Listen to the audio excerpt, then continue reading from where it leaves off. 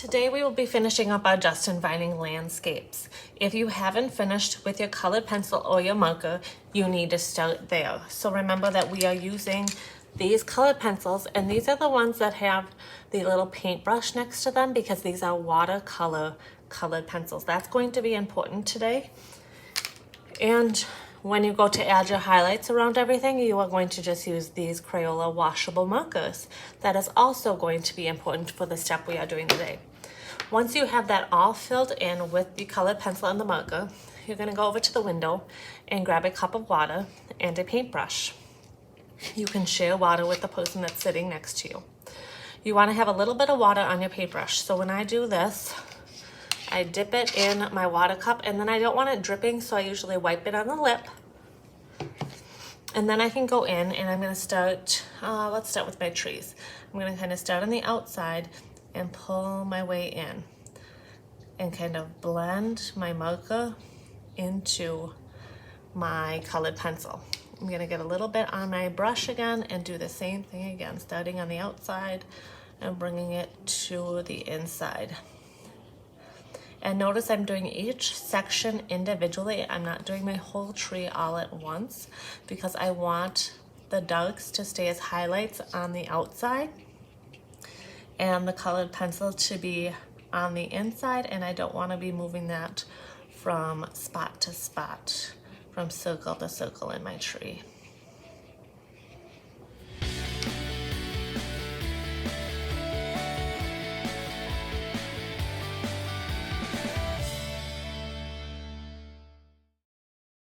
Once I have that done and I'm ready to move on, I need to make sure that I clean my brush out because I don't want any of that green left in my brush getting mixed in a different part of my picture.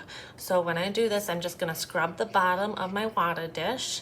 And again, I don't want a dripping wet paintbrush, so I'm just going to wipe it lightly on the lip. And then I can go and I'm going to do my trunk of my tree here. Again, starting on the outside and working my way to the inside so that I kind of have my darks and my lights. And if I notice that maybe my brush is getting a little bit dry, I can go back into my water, making sure I still wipe it on that lip because I don't want too much water on my brush because I don't want my water, I want to be controlled with my water. I don't want it to go from one part into the next part and have those colors mixed together.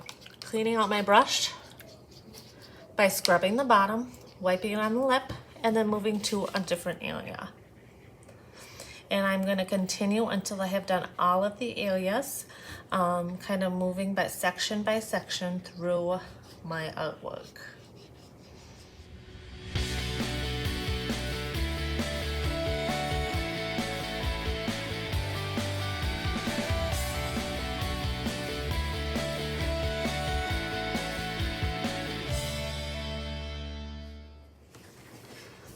Once I'm all done here, I'm going to carry this very carefully over to the drying rack, making sure I keep it nice and flat, as I don't want my colors to mix together as it moves.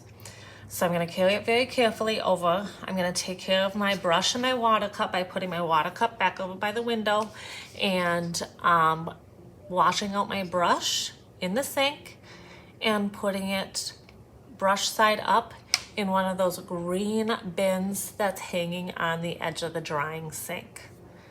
When you are all done, you should know what you are doing with those stem bins and the whiteboards.